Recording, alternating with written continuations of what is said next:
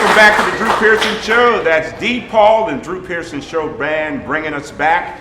And we're here at Randy White's Barbecue in Frisco, Texas, where the aroma is just overwhelming. And we're enjoying our time here. We want to thank the great Randy White for allowing us to be here this evening. And now we go to our entertainment segment, and I'm joined by my co-hosts, Lauren Hardaway and Paul Salfin. And you guys had the opportunity to preview the movie, The Heat. Tell me about that, Lauren. We did. It was a great movie starring Melissa McCarthy and Sandra Bullock. And this guy had the opportunity to go to New York and interview them. How'd you score that, man? Well, Fox was kind enough to bring us out there, and so I got a chance to talk to both Sandra Bullock and Melissa McCarthy, and these girls are fantastic, and the movie is a whole lot of fun, and you can tell their chemistry is just so good naturally together. So, you know, and Sandra's an Oscar winner, Melissa's an Oscar nominee. These girls are on fire right now, and this movie I predict is going to be a really, really big hit. It's a buddy cop comedy, and it's a whole lot of fun. Definitely a fun duo there.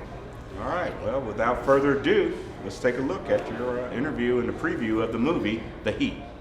Well, congratulations on the film. This is so funny, and I think this is going to be a huge hit. Did you know when you were filming it that, all right, we got this. This is going to be great? Absolutely not. No.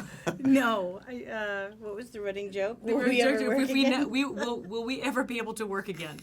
It was, you know, then I looked over at the crew at one point. I go, will this be at least anything my son can be proud of? And they literally, collectively, they were so tired of us. They were like, I said, not even at 18? They were like, no. I went, okay. Melissa, dig that peanut out deeper. I know. As I was digging inside Sandy's nose, I thought, is this the quality work I always dreamed of? And the answer was yes. Yes. Well, I did when we were all taped up and Sandy's nose was touching her back, peeled back and touching her forehead. I may have leaned in and said, "Are you thinking about your Oscar right now?" I said, yes, I'm saying goodbye to it.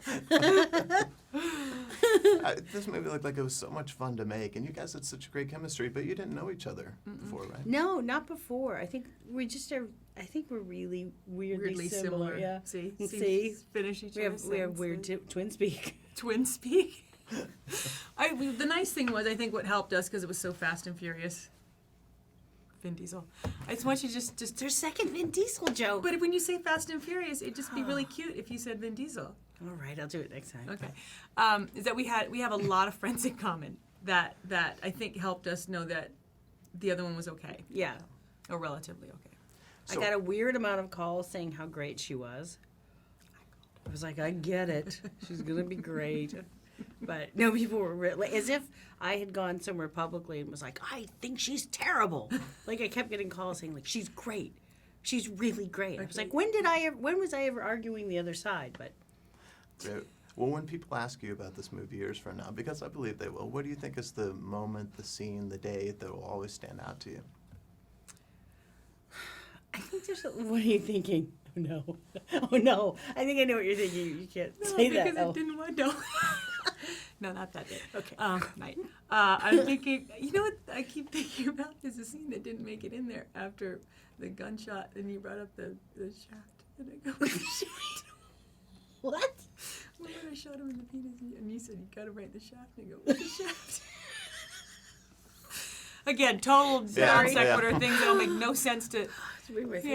They're just stupid moments that we wish. Fighting at the door comes to mind because we were like, oh, we'll make it look like we're trying to get in, and then literally we're both competitive, and it was making us laugh. So the door was literally like a slow motion fight. 4-hour scene. Because we really were trying to see who could get in the door But first. just things where you just let go, and someone allows you to keep. You know, the director doesn't say cut, and he just lets you just look like an idiot and just give you that freedom, and we had it. It's just really fun. Yeah. It just wasn't an uptight, serious set. No. That's for sure. Yeah. Well, the show is the Drew Pearson Show, and Drew famously caught the Hail Mary pass. Mm-hmm. And I think everyone has a Hail Mary moment in their life where they just had to go for it. And it didn't look like it was going to work out, but it did. What do you suppose that was for you? In this film? In this film? I think just that we did it within 2 weeks. Yeah, it was.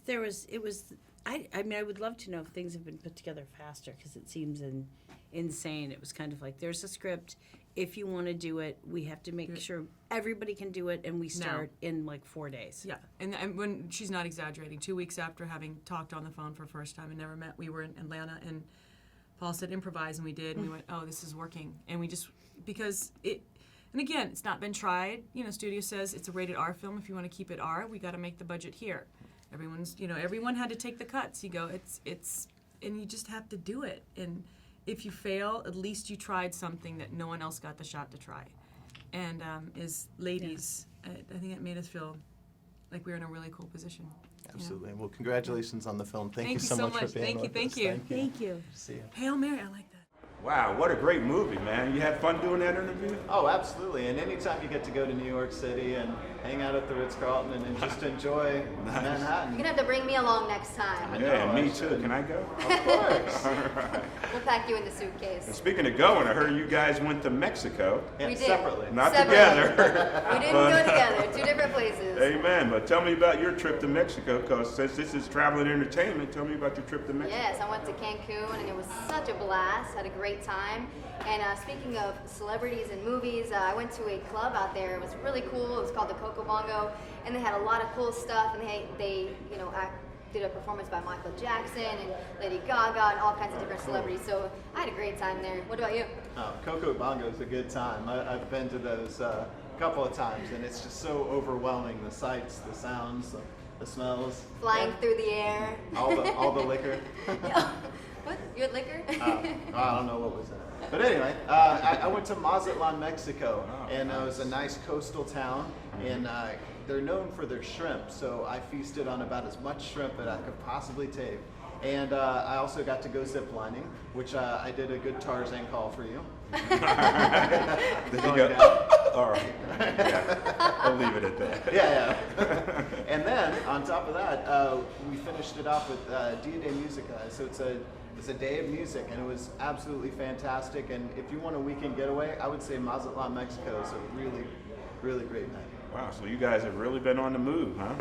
Absolutely. It's that time of Fun year, times. right? Good time It for is. travel. Get out of the hot weather here in the Dallas, Texas area. So that's Absolutely. great. Definitely. All right. Well, thank you for your contribution with your segment, entertainment segment. That's my co-host, Paul Southman, and my co-host, Lauren Hardaway. And the Drew Pearson Show. We'll have more right after this.